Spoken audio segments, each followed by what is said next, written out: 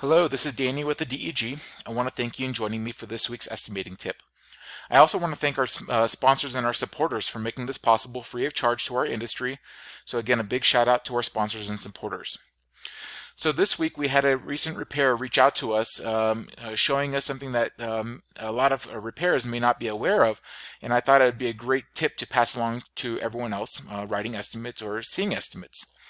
So in this case, the repair facility received a repair estimate from a bill player, and after reviewing it, they noticed that there might be some issues or some effects that one of the lines may have triggered and caused to the rest of the estimate.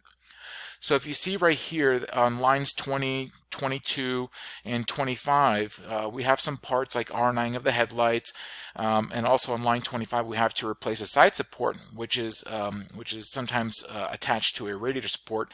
And in this case, the inclusion for a radiator support includes the labor for R9 of the headlights as well as the side supports.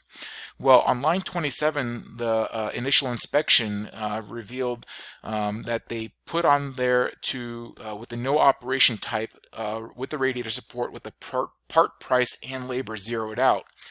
And after inspecting the vehicle, they determined that the radiator support had no damage on the vehicle and that it was fine.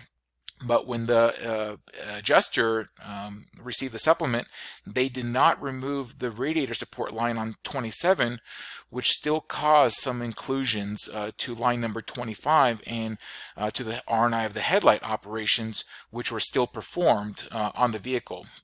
So what we did was we replicated the concern here, and I'll show you right here. So we have on here to replace a bumper, R&I of the two headlights, as well as some brackets on the radiator support. And after replicating the issue by selecting the radiator support and clicking on operations and none, we're going to go ahead and zero out that part price as well as the labor. And we're going to add a note, same thing that they've done. And we're going to add it to the estimate. And if you look right here, after adding this to the estimate, you'll see that there's no operation type right here, so it's not a replace part. And we'll just, even click on the open item because it's a potentially open item. You could see that it took the left side support as well as the center support and the headlights, and it made the labor included right here. So this was an effect because those parts are included with the radiator support labor time for the 4.2 hours. And because the logic was not able to distinguish that the included operations, it still includes it because it still sees it on the estimate on the estimate plan, even though you modify the labor to be zero and no part price. So the system has no way of identifying it as as an inspection item or things like that. So it included the R&I of the headlights and the brackets associated with the radiator support that was defined as included in this footnote right here.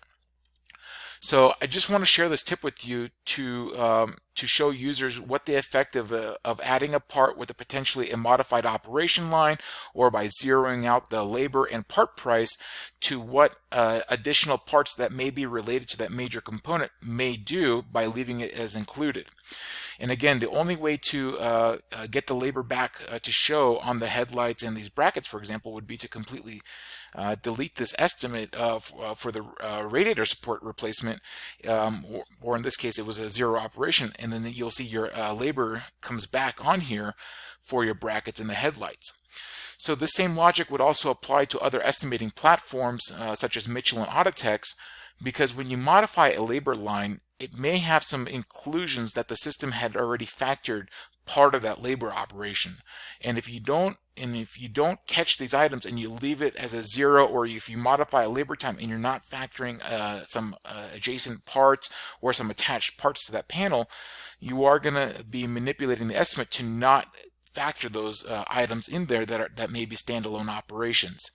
So I hope this estimating tip helped you understand and kind of see what the impacts are when you modify or manipulate a labor line, and how adjacent parts or attached parts may be affected as a result of that. So again, I hope you enjoy this estimating tip. If you have any questions, reach out to us directly at www.degweb.org. Thank you very much and have a great day. Bye-bye.